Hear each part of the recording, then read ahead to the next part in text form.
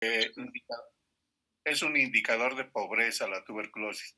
¿Por qué? Porque se encuentra en las poblaciones o en los países donde hay más alta incidencia, altos índices de pobreza. Enfermedad curable. Es curable en el 100%. Tenemos tratamiento. Nadie debería morirse de tuberculosis en el mundo ahora. Es una enfermedad granulomatosa y necrotizante. Esto tómenlo muy en cuenta. Dos lesiones fundamentales en la anatomía patológica: granuloma y necrosis caseosa. Granuloma y necrosis caseosa. ¿Está bien? ¿Alguna pregunta con esta diapositiva? No, doctor. Ninguno, doctor. Pasamos. La siguiente. Bueno, la tuberculosis se conoce desde muy antiguo. Esta es una momia de las más antiguas. Se encuentra en el Museo de Antropología de México, que es uno de los más grandes del mundo, y donde se ven lesiones de tuberculosis en la columna vertebral de la momia, fíjense. Entonces es un mal de Pot. Por lo tanto, se dice que la tuberculosis es compañera del ser humano desde que el ser humano ha habitado el mundo. La siguiente. El hombre primitivo conocía la tuberculosis. Primero se infecta y después se queda atrás. El infectado y el enfermo se quedan atrás en las poblaciones nómadas, y el otro grupo sigue. Entonces, adelante buscando las tierras donde vivir. Entonces, esos enfermos y esos infectados se quedaban donde se habían infectado, donde se habían enfermado. Por lo tanto, no había una epidemia. Pero cuando ya viene la agricultura, las comunidades se estacionan en ciertos territorios, entonces, lógicamente, primero los infectados se quedan, esos infectados se convierten en enfermos, los enfermos contagian y se produce la epidemia. Y después en el mundo, en la fase histórica de la humanidad, es decir, en la fase industrial de la humanidad, la sociedad industrial, ahí ya se produce una pandemia, se produce una epidemia total con incidencias grandes de tuberculosis en el mundo, especialmente en Europa, ¿no? Y se conoce la epidemiología desde la era de la prequimioterapia. Antes de la quimioterapia ya se conocía la epidemiología de la tuberculosis. La siguiente. Bueno, ¿qué es la epidemiología? ¿No? Entonces, el arte del razonamiento epidemiológico, eso lo saben por salud pública, consiste en extraer conclusiones certeras de datos imperfectos. O sea, los datos que recogemos, por ejemplo, del COVID ahora y de la tuberculosis, hablando del tema, son imperfectos. Imperfectos porque los registros no son adecuados, los números, ustedes saben, ¿no? Están diciendo que tenemos alrededor de 140,000 enfermos ahorita contagiados en COVID, pero ¿cuántos realmente serán los 140,000? ¿Qué dicen ustedes? No sabemos, pero de esos datos imperfectos tenemos que sacar conclusiones certeras, es decir, saber qué pasa con la epidemia del COVID, qué pasa con la epidemiología de la tuberculosis. La siguiente. Entonces, la tuberculosis tiene una historia natural. Si dejamos evolucionar la tuberculosis en el mundo, no hacemos control de la tuberculosis, no diagnosticamos casos, no tratamos a los casos, dejamos que la tuberculosis siga, entonces dura alrededor de 100 años su epidemia. 33 años de ascenso de la infección, 33 años de estacionamiento y 33 años de autodescenso. O sea, la enfermedad se autolimita. ¿Por qué se autolimita? Porque los contagiantes, que son los enfermos, se van muriendo y no hay quien contagie. Se va muriendo y se va disminuyendo la curva. La siguiente. Roberto Koch es el máximo investigador de tuberculosis para el origen de la tuberculosis. Entonces presenta su trabajo el 24 de marzo de 1882 en Berlín, en la Academia de Fisiología de Berlín, indicando que el que produce la tuberculosis, el microorganismo que produce la tuberculosis, es el Mycobacterium tuberculoso humano. Entonces, él concluye su exposición diciendo que en toda persona humana en la que tú demuestres que está presente el bacilo de la tuberculosis, ese es un enfermo tuberculoso, aunque hasta que se demuestre lo contrario, ¿no? Por lo tanto, el diagnóstico de la tuberculosis tiene que ser demostrando que el bacilo de la tuberculosis o los resultados de las lesiones de tuberculosis demuestran la presencia de ese microorganismo en la persona. Si no haces eso, no puedes decir que ese paciente tenga tuberculosis. La siguiente.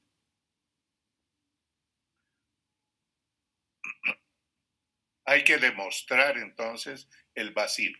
Y este bacilo es bacilo ácido alcohol resistente, ya saben, parásito estricto. ¿Qué quiere decir parásito estricto? Que vive del huésped. No lo mata por si acaso, no mata. La tuberculosis es muy poco mortal como tuberculosis misma.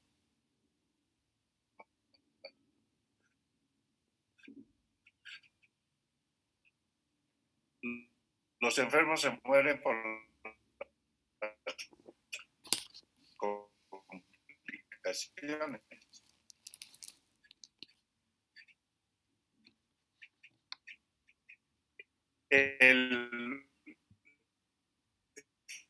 Si, si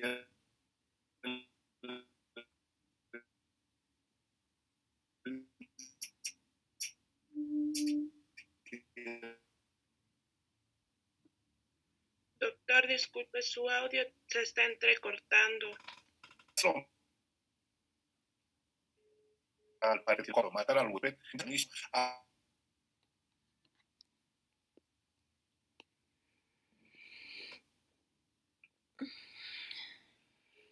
qué barbaridad. Este internet nos fue a malas pasadas. Sí, hoy día está muy malo. Sí. Creo que a todos. Bueno, entonces, problemas. Entonces vamos a ir rápidamente a las características del bacilo. El bacilo tiene múltiples antígenos. Por eso es que no se puede descubrir una vacuna para el bacilo, porque tiene múltiples antígenos, igual que el COVID tiene múltiples antígenos, por eso no hay una vacuna ahora, no se puede descubrir la vacuna. Si están descubriendo la vacuna, es una vacuna que nos va a proteger parcialmente, no nos va a proteger totalmente 100%. Igualito, el bacilo no es protegido por la BCG. La BCG lo único que hace es, los vacunados con BCG no presentan tuberculosis graves, severas, como por ejemplo la meningitis tuberculosa o la diseminación hematógena de la tuberculosis, que son realmente mortales. Pero sí, si ustedes ven los brazos de los pacientes que están internados por tuberculosis en nuestros hospitales, toditos tienen vacunación BCG, cicatrices de BCG. La multiplicación es lenta, el bacilo se multiplica cada 20 horas. Es exigente al cultivo, no comparte el cultivo con ningún otro microorganismo. Si en el tubo de ensayo ingresa un organismo, otra bacteria, entonces se declara como contaminado porque no desarrolla el bacilo, no le da la gana de desarrollar.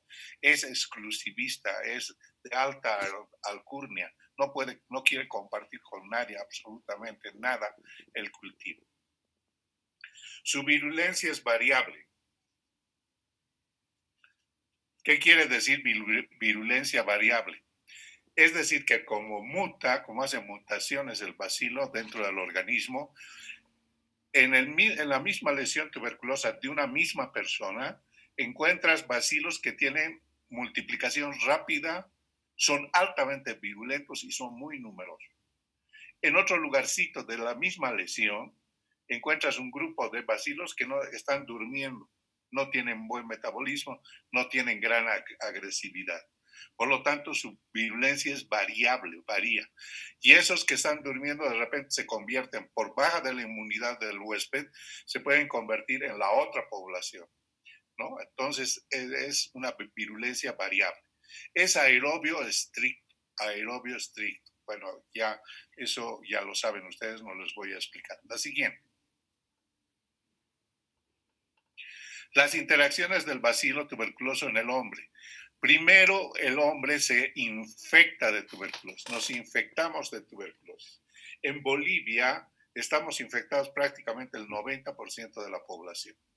90% ya estamos infectados de tuberculosis. Hemos recibido por primera vez el bacilo con la vacunación BCG o en el medio ambiente, en un minibús, en el micro, con nuestros amigos, algún bacilífero, y nosotros que estamos en el hospital peor. O sea que estamos infectados con tuberculosis. ¿Sí? ¿Cómo sabemos eso?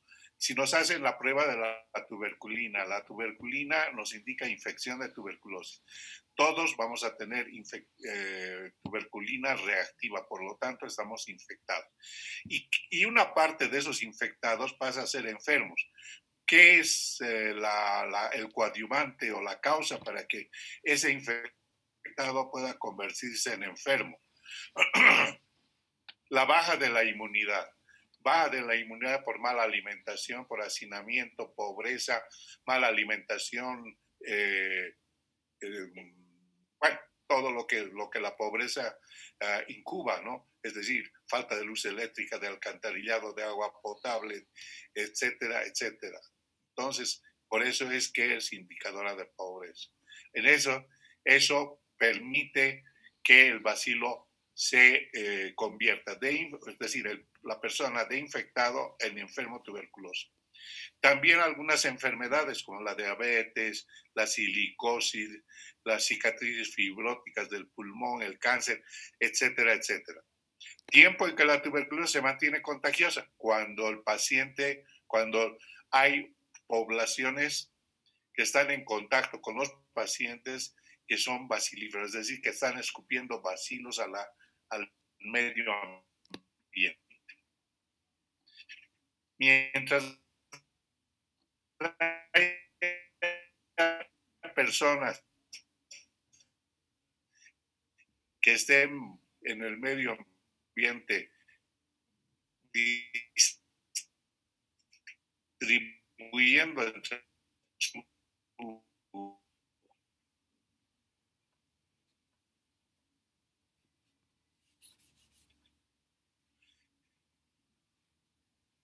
la siguiente diapositiva, por favor.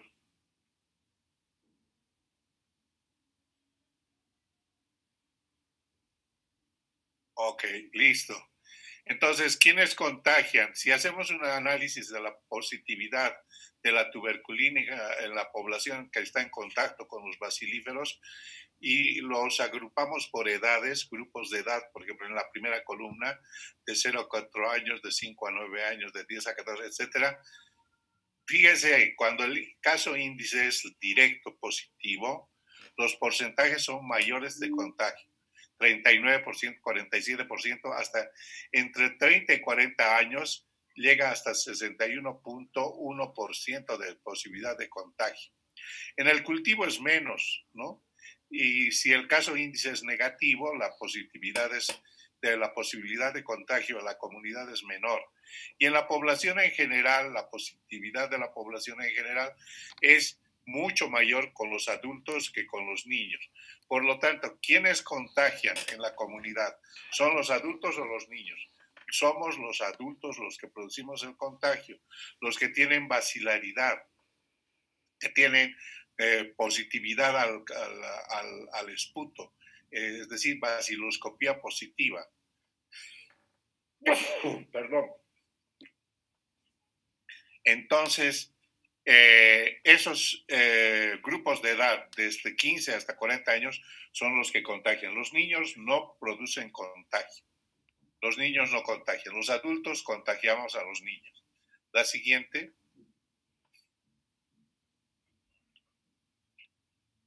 Bueno, se ha calculado que cada enfermo con baciloscopía positiva es capaz de contagiar a 10 individuos por año, es decir, convertirlos en infectados. No les contagia la enfermedad, sino los infecta. Primer contacto con el bacilo. La siguiente. Entonces, hay un paso de infección a enfermedad. Existen varios estudios. Entonces, hay posibilidades de que en la edad joven adulta la probabilidad oscila entre 10 a 20%. 10 a 20% de los individuos jóvenes pueden pasar en un año a ser de infectados a enfermos. La siguiente. Bueno, ahí está el doctor Roberto Koga en su laboratorio, sin ninguna medida de seguridad, fíjense. Está con terno, sin barbijo, sin gorro, absolutamente. Así trabajaba. La siguiente. ¿Cómo se comportan las ondas epidémicas en la tuberculosis? Así como en el COVID están detectando ondas epidémicas. Así nosotros hemos detectado ya hace bastantes años la onda epidémica de la tuberculosis. Ahí está. La evolución de la tuberculosis según el funcionamiento del programa de control. 33 años de ascenso, 33 años de meseta y 33 años, 100 años. Se llama la curva centenaria epidemiológica de la tuberculosis. Bueno, nosotros no podemos esperar 100 años que en 100 años baje la tuberculosis, se autolimite la tuberculosis. Entonces, por eso se ha creado el programa de control de la tuberculosis. El programa de control de la tuberculosis tiene el objetivo de bajar esa incidencia. Es decir, que la onda de ascenso de la tuberculosis descienda rápidamente, 10% por año, de tal manera que la tuberculosis pueda desaparecer lo más rápidamente posible, más rápidamente que en 100 años, por supuesto. Pero si el programa está mal efectuado, si el programa no tiene una buena actuación para el control de la tuberculosis, fíjense, mal programa, prácticamente su declive natural, el declive natural es menor, es muy poco influyente en la epidemia y la tuberculosis se mantiene contagiante, se mantiene en la población. Por lo tanto, un buen programa va a descender ese tiempo, pero un mal programa no lo va a hacer. La siguiente.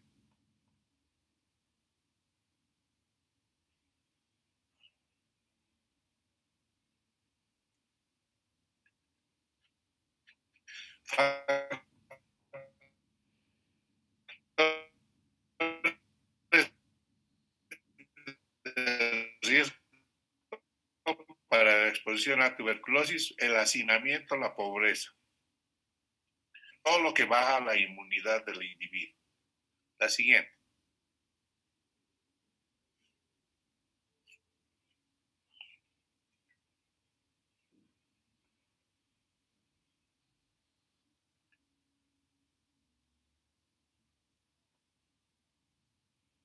La siguiente.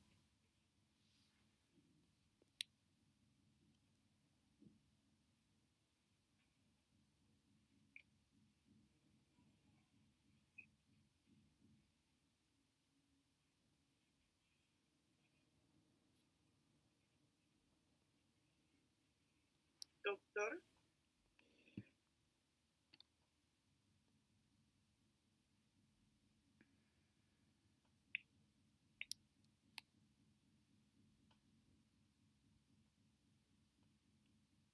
Creo que su internet está lento. Sí, volvió a salir. Fíjate.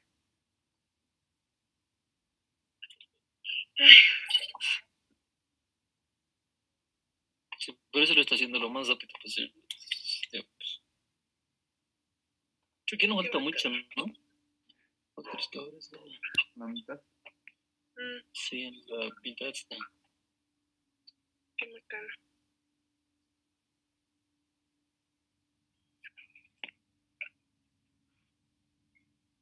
Entonces, ¿cuáles son los factores que favorecen la reactivación de la tuberculosis?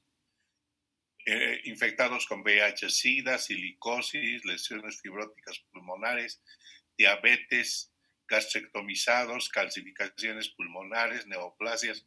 Fíjense la cantidad de padecimientos, de patologías que pueden producir baja de la inmunidad y la reactivación de la tuberculosis después que un paciente sea primo infectado. Primero tiene que infectarse. No pasa directamente a la enfermedad. Primero es la infección y después es la enfermedad. La siguiente.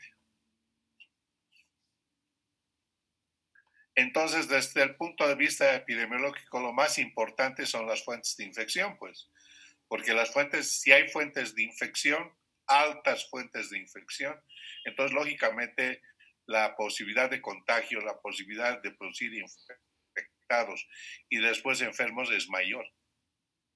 La siguiente.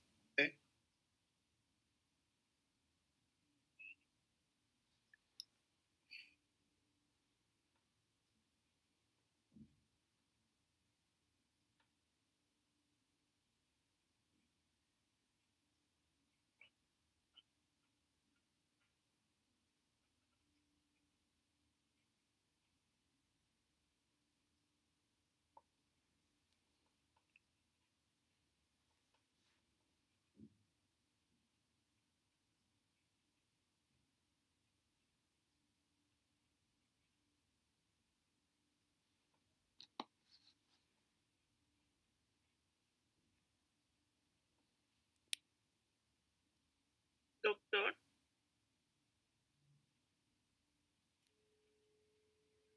No se le escucha ahí. Su internet está lento. Seguro está lento su internet.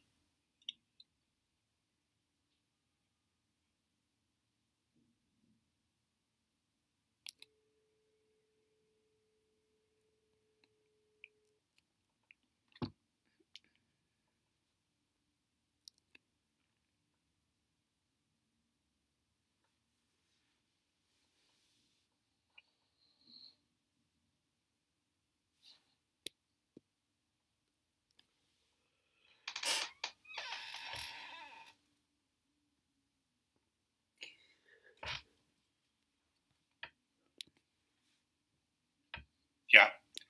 Entonces, este círculo está demostrando la fuente de infección. Fíjense ustedes aquí, en la crucecita. Están viendo mi flecha, ¿no? Esta es la fuente de infección, o sea, el bacilífero. La persona que expectora bacilos, que tiene baciloscopía positiva, ese en contacto con su entorno, de estos 20 infectados, pasan a enfermarse 2 personas y estos 2, uno se hace contagioso. Por lo tanto, el círculo se mantiene. Para romper este círculo, lo más importante es descubrir las fuentes de infección, estas fuentes de infección, que es romper aquí el círculo de contagio. Ahora, ¿cómo descubrimos las fuentes de infección? Descubrimos con el sintomático respiratorio, es decir, toda persona que tose más de 15 días en Bolivia y tiene expectoración puede ser tuberculosa. Por lo tanto, a esa persona hay que hacerle 2 baciloscopías. Eso se llama sintomático respiratorio. Por lo tanto, esa fuente de infección va a producir una primera fase de la transmisión de la tuberculosis que se llama fase de transmisión exitosa. Y los infectados, de los 20 infectados, en el tiempo que se mantiene infectados, que es 1 a 2 años, el paso de infección a enfermedad. O sea, pueden pasar, ¿cuántos de esos 20? Dos, a ser enfermos.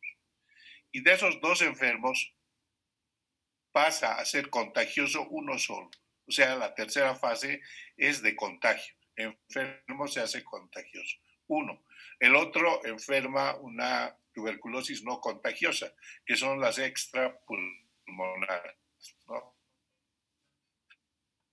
Las tuberculosis extrapulmonares no producen contagio.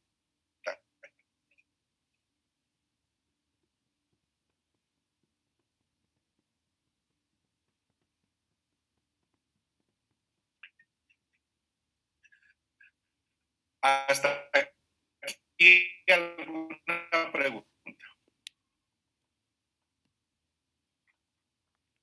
No, doctor. No, doctor. ¿Pregunta? No, ninguno, doctor.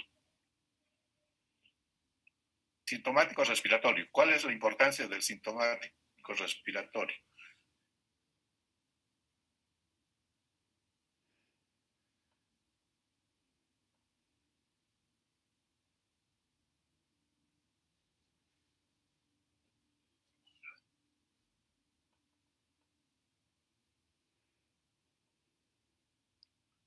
Ya.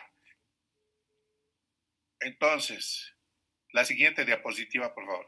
El sintomático respiratorio, ¿cuál es su importancia? Es que a ese sintomático respiratorio le vamos a pedir dos vaciloscopías para saber si no es positivo. Si es positivo, ya es fuente de iniciando el ciclo de la transmisión de la tuberculosis. Nos va a permitir hacer la investigación de sus contactos. ¿Cómo hacemos la investigación de sus contactos? Hacemos el diagnóstico, sale positivo, digamos, el papá. Entonces a los chicos y a la gente que vive con él le preguntamos si está tosiendo y expectorando más allá de 2 semanas. Si eso es positivo, hay que hacerle vaciloscopía también a esa persona. Bacilíferos, ¿no? En nuestro medio ya no solamente utilizamos la vaciloscopía para el sintomático respiratorio, podemos utilizar pruebas de biología molecular como el GeneXpert y el Genotype. Son pruebas de biología molecular que tenemos a disposición en el programa de tuberculosis para el diagnóstico de los bacilíferos, de los enfermos que estén produciendo el círculo de la transmisión de la tuberculosis. La siguiente. Bueno, vamos a ver los índices epidemiológicos. Los más importantes son las tasas de morbilidad, o sea, la incidencia notificada. La siguiente. Las tasas de infección también podemos investigarlas, pero no, eso lo van a ver en salud pública, así que no lo voy a repetir. La siguiente. También la prevalencia de infección. La siguiente. La siguiente. Entonces, la incidencia, ¿cómo se calcula la incidencia en tuberculosis? Esto lo van a notar muy bien, ¿ya? La incidencia se calcula dividiendo el número de casos nuevos que se diagnostican y notifican durante un año entre la población total y todo multiplicado por 100,000 habitantes. Esa es la incidencia. Repito, casos nuevos diagnosticados en el año sobre la población total, todo multiplicado por 100,000 habitantes, por cada 100,000 habitantes. La siguiente. Desgraciadamente las notificaciones adolecen de limitaciones, por lo tanto la incidencia no es la real. La calidad del diagnóstico también, porque si no hay buen laboratorio y nos da muchos falsos negativos o falsos positivos, entonces lógicamente los datos de incidencia varían, cambian. Entonces tiene que haber buen laboratorio, buen diagnóstico, además buen registro. Además tenemos que hacer adecuadamente la cantidad de vaciloscopías, 2 vaciloscopías a cada sintomático respiratorio. Si hacemos una vaciloscopía a los síntomas, estamos perdiendo la oportunidad de detectar fuentes de infección, o sea, bacilíferos. Por lo tanto, la incidencia va a disminuir. Y eso no quiere decir que estemos bien en tuberculosis, estamos mal. No estamos buscando la cantidad de fuentes de infección. Porque descubrir la cantidad de fuentes de infección en la comunidad es la clave para controlar adecuadamente la tuberculosis en Bolivia. Eso es lo más importante. La siguiente. Por lo tanto, las notificaciones de tuberculosis son obligatorias. Cada centro de salud obligatoriamente tiene que reportar sus tuberculosos.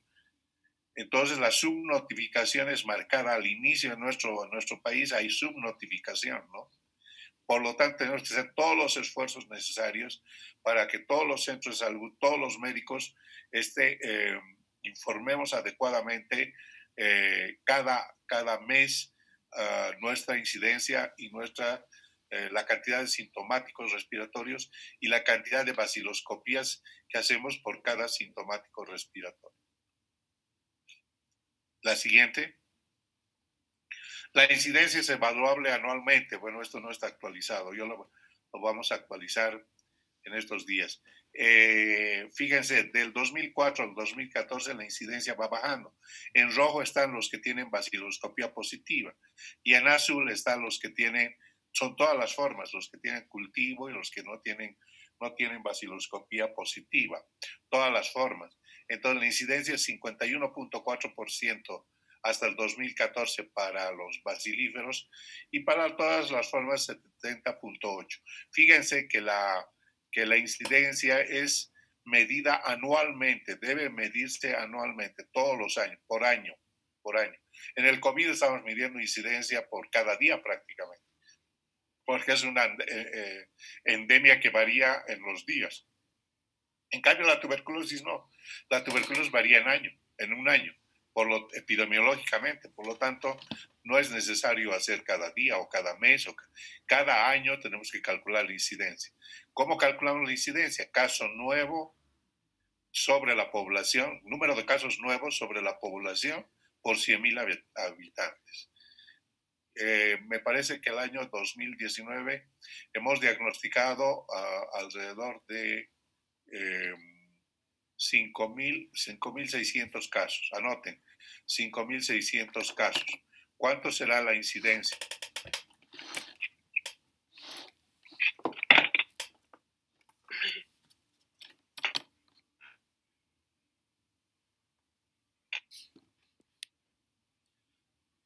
¿Cuánto es la población de Bolivia? 11 millones y algo más, doctor. Exacto. Sobre 11 millones hay que calcular. 5,600 sobre 11 millones.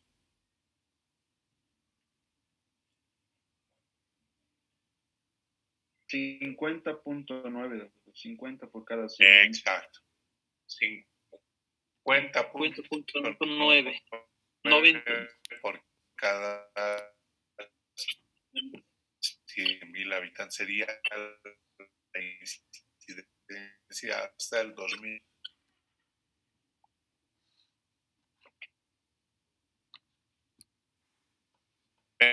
Pero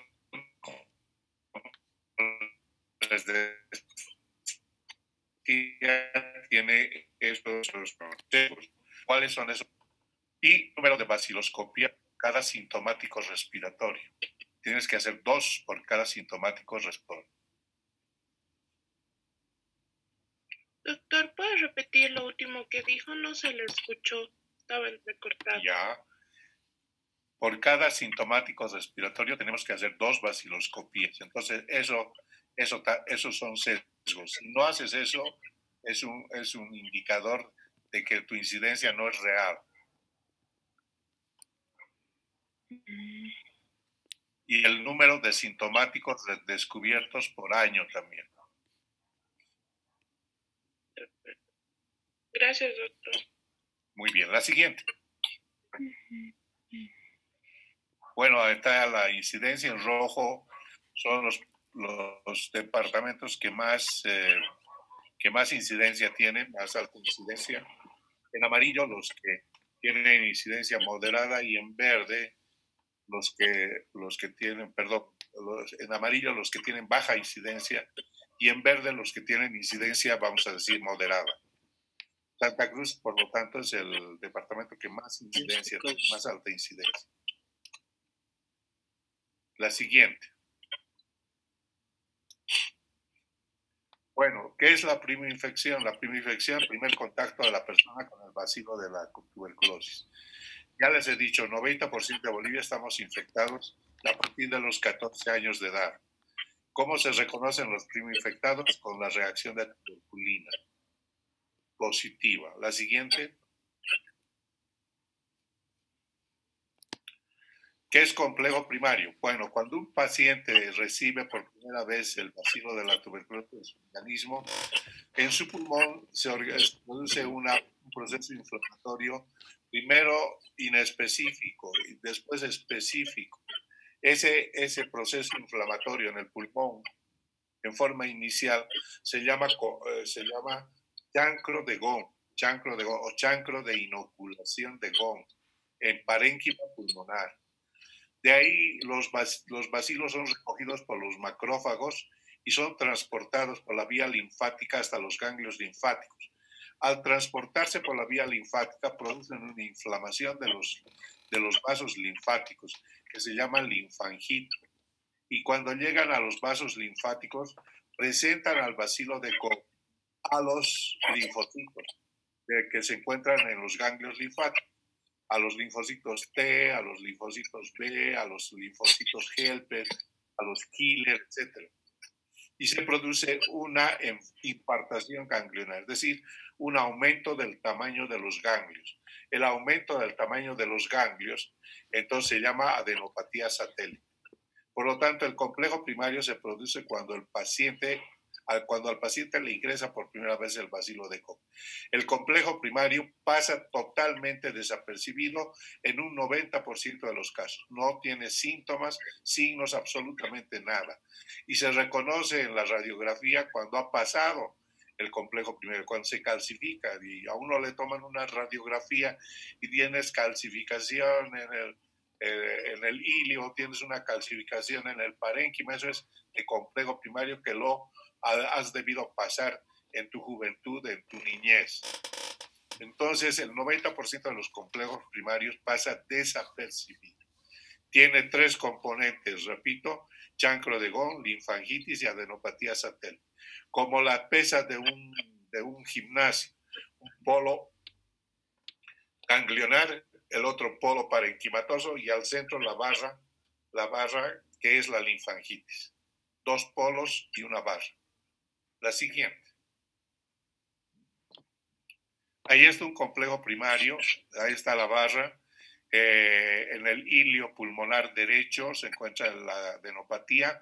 Por debajo del ilio una pequeña línea, y abajo el chancro de Gón, o sea, la lesión parenquimatosa. La siguiente.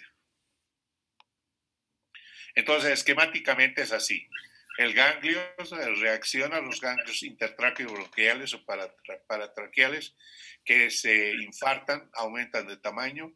El chancro de Gón que está en el parénquima y la linfangitis, que es esa línea que se ve. Estamos, ¿no? Muy bien. Hasta Sí, aquí, doctor. hasta aquí alguna pregunta. No. Creo que no. No hay pregunta. Muy bien. Ahora, ¿qué se llama tuberculosis infantil o tuberculosis primaria? Se llama tuberculosis infantil a un enfermo entre 0 y 14 años que tiene un contexto epidemiológico, tiene contacto cercano con bacilífero, ¿no? Tiene contexto clínico, o sea, sintomatología, está enfermito, ¿no? Es un niño enfermo.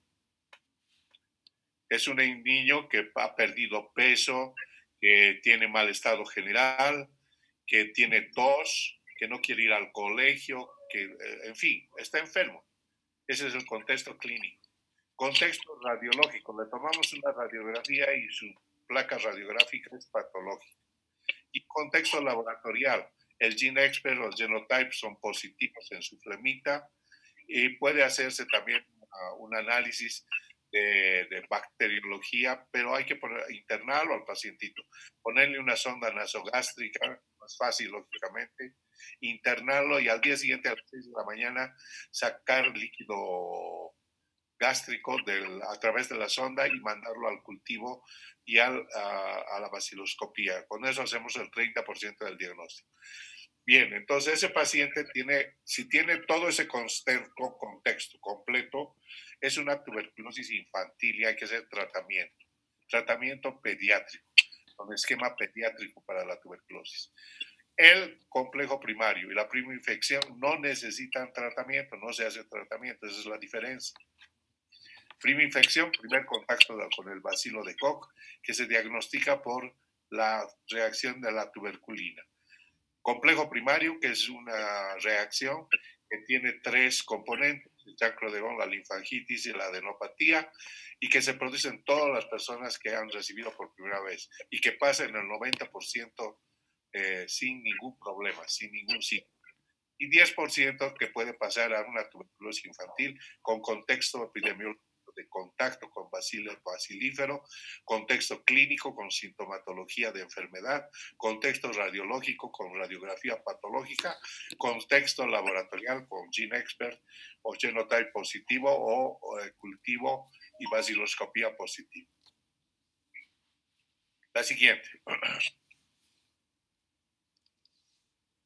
Bueno, la contagiosidad se produce porque por contacto prolongado con los enfermos que no se diagnostican rápidamente, no hay buena recirculación de partículas en la casa, en el ambiente. El siguiente.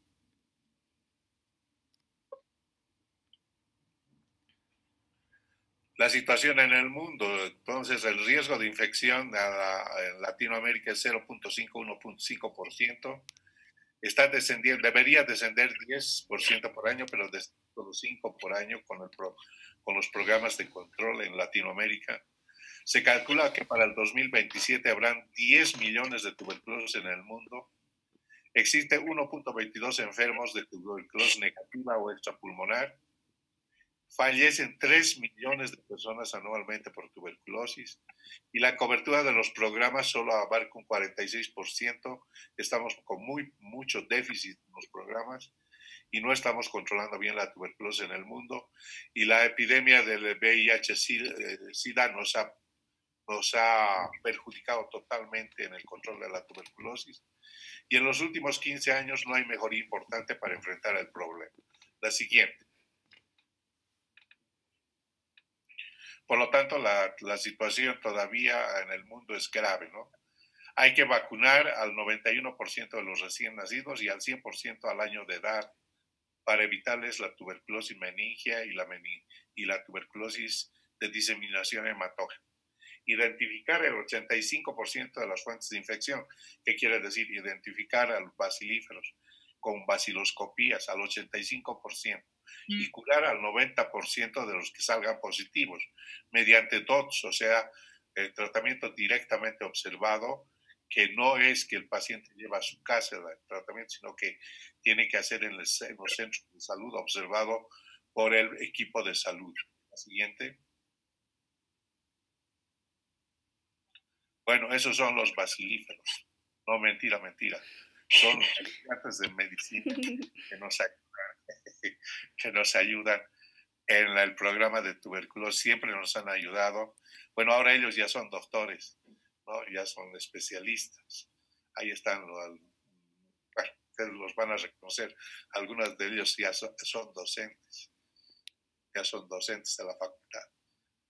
Bueno, ahí hemos quedado con el tema. ¿Alguna pregunta? Doctor, en el caso de las baciloscopías, ¿puede existir el caso de que una salga positiva y otra negativa? Claro.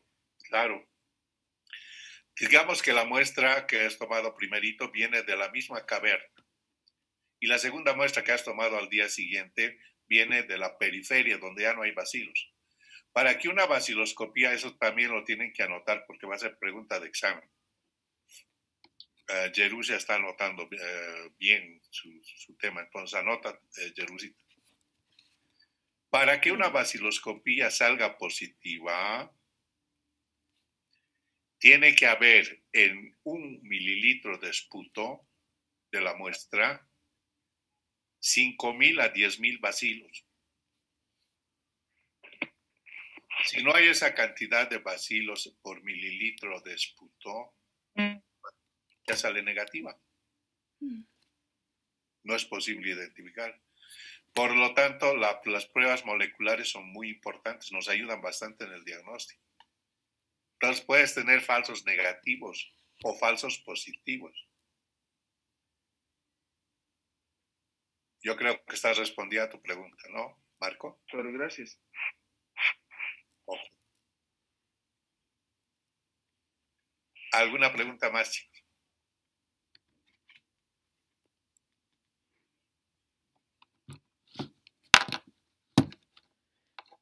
Doctor, ¿existe un control anual entonces de los casos que se presentan de tuberculosis a nivel nacional o es cada periodo que se realiza Sí, por año. por año? Por año en todo Bolivia. O sea, se recolectan los datos de todo Bolivia y entonces se hace el cálculo de la incidencia anual. Sí. Los casos de hospitales que son privados también van también a los datos, ¿no, Por doctor? supuesto, todos. Ujú. Todos, absolutamente todos estamos, por eso decía que la notificación es obligatoria. Además, no hay medicamentos en las farmacias para tuberculosis. A ver, trata de comprar rifampicina. Ninguna farmacia vende rifampicina. Solo en el ministerio pueden dar. Por lo tanto, el diagnosticado por un colega privado con toda seguridad va a llegar al ministerio para pedir sus medicamentos. Y al llegar al ministerio, al CEDES, entonces en el CEDES le preguntan dónde te han hecho el tratamiento, cómo ha salido tu vaciloscopía. Pedimos un informe del médico privado. El médico privado dirá, las vaciloscopías son 3 positivas, esta es su radiografía y le voy a iniciar tratamiento, denle tratamiento. Y entonces le pregunta al enfermo, ¿dónde vive? Vivo en Cotauma. Ah, muy bien, perfecto. Entonces tienes que ir al hospital de Cotauma todos los días a recibir tu medicación. Esa es supervisión. No, el privado no le hace el tratamiento. No le puede hacer el tratamiento porque vamos a suponer que su consultorio del privado esté en la zona sur y el paciente sea de Cotauma.